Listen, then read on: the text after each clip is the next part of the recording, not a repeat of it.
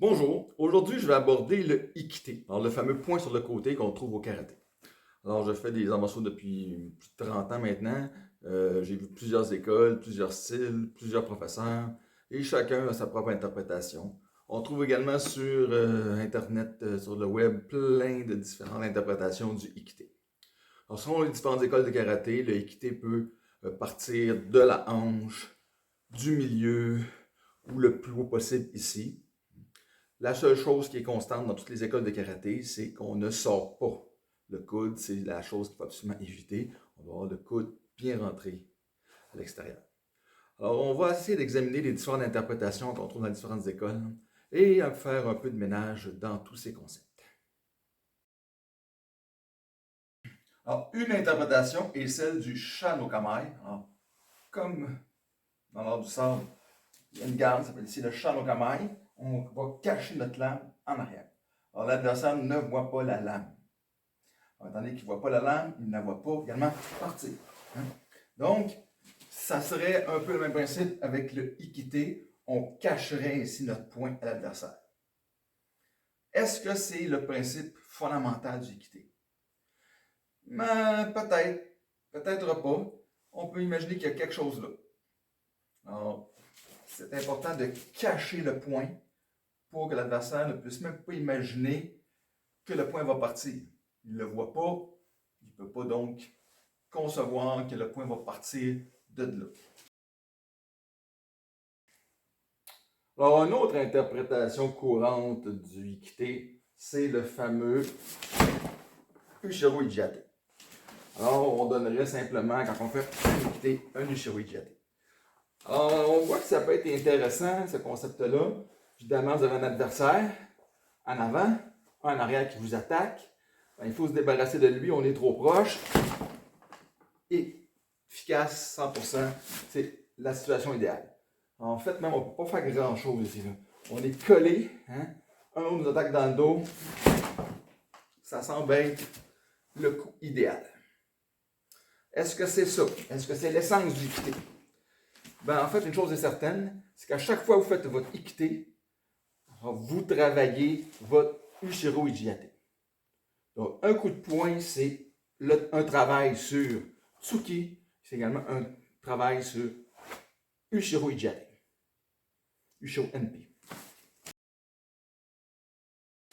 En introduction, nous avons mentionné que la caractéristique fondamentale du Ikite, c'est qu'on pousse, on force pour que le coude soit bien vers l'intérieur. On ne veut surtout pas que le coude ouvre. Dans toutes les écoles de karaté, on va insister sur ce phénomène, sur cette position, le fait que le coude va être bien rentré. Alors, pour les personnes qui sont en embonpoint, ça peut être difficile. Pour les personnes qui sont musclées, qui ont des gros pectoraux, les pectoraux vont faire en sorte que ça va tirer vers l'avant, le bras, l'épaule vers l'avant, ça risque d'ouvrir. Même chose pour les personnes qui ont des grands dorsaux, hein, le super V qu'on aime tant, ben, ça risque de faire également ouvrir. Donc, ça peut être difficile pour les personnes en embonpoint musclées de bien faire le Ikite. Il faut qu'ils forcent constamment pour serrer. Alors, ça peut être désagréable. Alors, pourquoi qu'on insiste? Alors, c'est simplement que c'est la position naturelle, c'est l'ouverture. Alors, le fameux coup classique qu'on voit dans les westerns, dans tous les films à partir des années 30 jusqu'à des années 70, 80 même, c'était toujours le fameux coup de poing qui partait de loin, hein, à la John Wayne, comme on appelle, là, dans les westerns. Alors, on part le coup de poing bien loin en arrière, il est très visible et on frappe. Alors, c'est le singe. Alors, c'est la technique naturelle, sans technique finalement. Hein. C'est comment que le singe se bat. C'est notre technique instinctive de combat. On va avoir tendance à ouvrir. Alors, on va faire des crochets. Les crochets sont naturels. On va partir d'ici, puis on va frapper. Donc, on n'a pas enseigné cette technique-là. Hein? Il faut, au contraire, se battre contre la nature, notre instinct, pour forger le coup de poing droit. Alors, si on veut frapper droit, hein, sur la ligne, ben, il faut se battre contre cette volonté instinctive de donner un coup de poing en crochet à la John Wayne en ouvrant. Donc, C'est pour ça qu'il faut tant insister. On doit donc toujours contraindre l'esprit, la nature, en serrant l'équité. Alors, on entend souvent des personnes critiquer le karaté justement à cause de l'équité, donc c'est des positions qui ne semblent pas naturelles. On nous dit qu'on ne trouve jamais ça en combat dans le real combat, hein, le véritable combat. C'est pas ça qui se passe. Alors, évidemment, même en karaté, en WKF, en la position classique, un bras en avant, très, très relax, et le point qui frappe ici. Alors, l'équité, il est là. Alors, pourquoi? Alors, pourquoi qu'on ne le met pas là? Ben, en fait, ça serait un peu pratique, là, parce qu'on a le corps de côté, et si on le met là, ben, on n'est pas dans l'axe. Il faudrait le mettre ici, on faudrait le mettre le plus loin possible. Mais si on fait ça, on n'est absolument pas protégé au corps.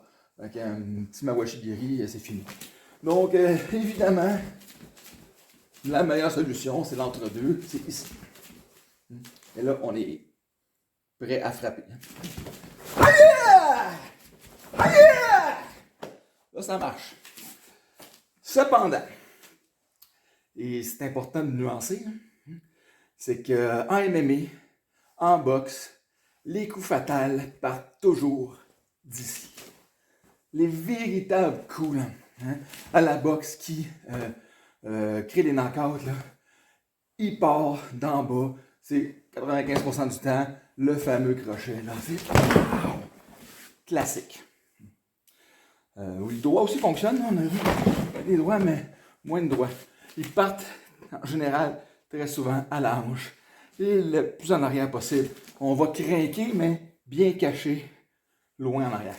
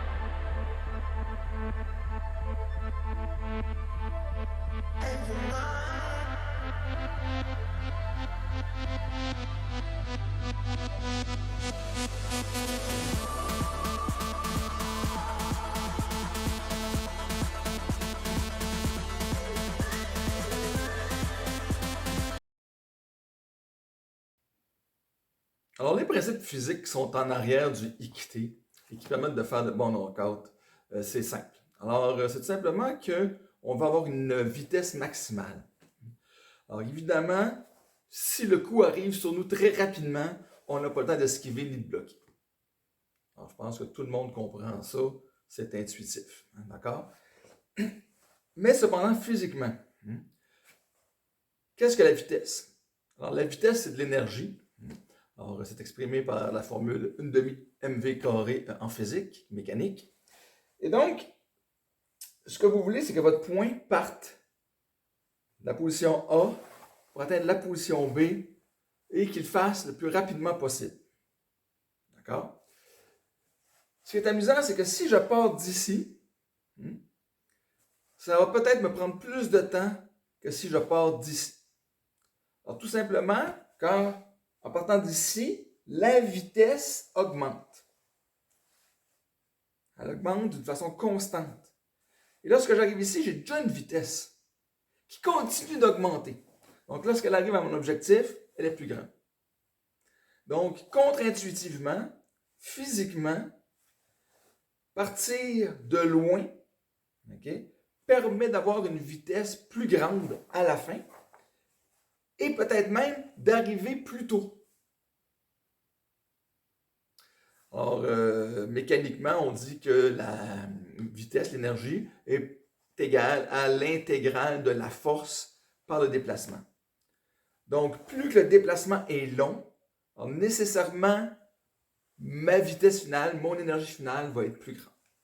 Alors, c'est un principe invariable de la physique nécessaire.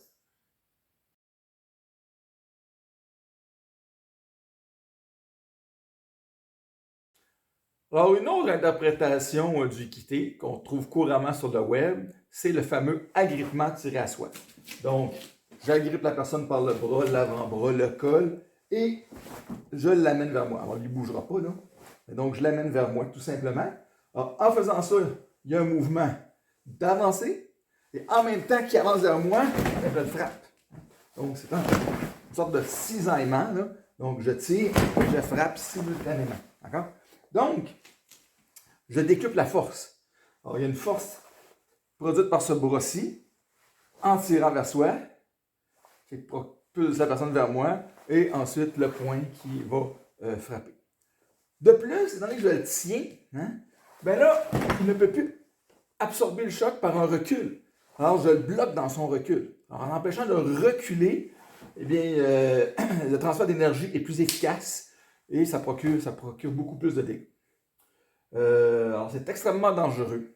Alors, en WKF, standard internationaux là, de combat de karaté, il faut absolument lâcher ça. On peut faire un kakaté, l'agripper comme ça, le tirer à soi pour le déstabiliser. Mais lorsque je frappe, il faut absolument que j'ai lâché ma prise. Alors, l'accident serait trop dangereux. Et c'est tellement dangereux qu'il y a plein d'accidents. Je pense que la plupart des accidents à la boxe surviennent lorsque la personne est immobilisée, entre autres dans le coin. Alors, c'est arrivé au Québec à Adonis Stevenson, il y a à peine quelques années, 1 an ou 2, et c'était une blessure fatale. Alors, c'est un seul coup qu'il a reçu à la tête, un direct, en plein visage, au menton, je crois bien, et alors qu'il était à côté dans le coin. Alors, ça fait comme ce qu'on appelle un coup de lapin. Hein? Alors, la tête recule et le corps est sur place. C'est vraiment l'idée de décrocher la tête du corps. Donc, l'agrippement en karaté en général, on ne le fait pas. C'est très dangereux. Puis même, on s'éloigne de la légitime défense parce qu'on peut vraiment générer des blessures fatales à l'adversaire. Alors, on a vu l'équité standard, là, celui qu'on trouve dans toutes les écoles de karaté. Il peut être à la hanche, au milieu ou le plus haut possible, là, dépendamment de votre école. Mais c'est l'équité qu'on apprend dès la ceinture blanche, dans toutes les écoles de karaté. Vous avez d'autres techniques, par exemple le shuto. Alors, vous avez la position ici, et votre équité est au niveau du plexus. Alors, ici, c'est aussi une position standard du karaté. Donc, on frappe en faisant une sorte de sukuuke. On ramène en poussant. Alors, ce qui est important, c'est d'avoir la main bien pointée en avant. Alors, vous voyez, c'est différent. Ça ressemble beaucoup plus à l'équité du combat tel qu'on le pratique en WKF. Tous les équités ressemblent à celui-ci. Alors, vous avez par exemple en Basaidai, le fameux kakate. Vous avez un équité qui se ramène ici au centre du corps, au plexus. Vous avez toutes sortes de formes d'équité, peut être vers le haut, vers le bas. Alors, dépendamment du kata, vous avez des légères variations. Mais il se retrouve au centre du corps. Alors, quel est le sens du équité ramené vers le centre? À quoi ça sert?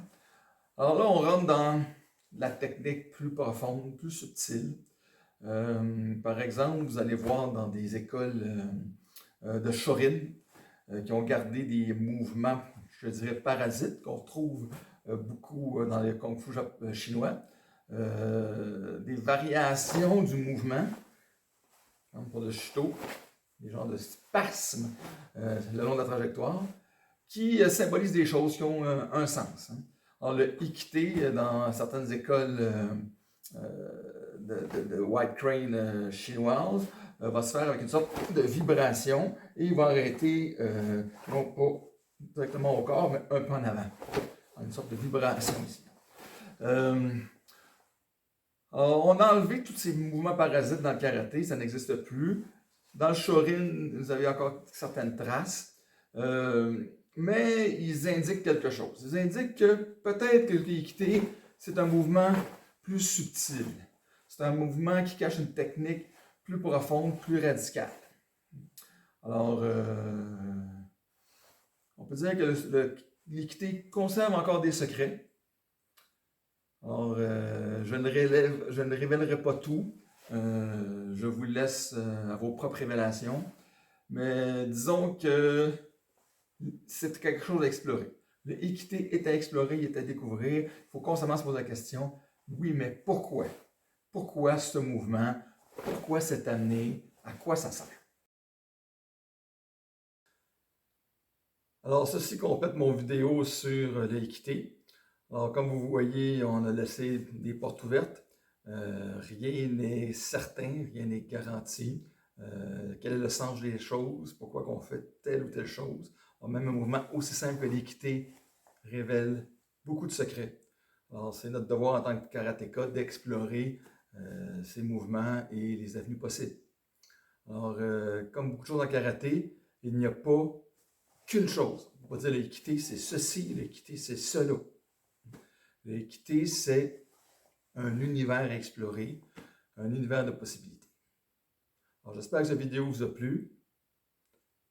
Bon karaté!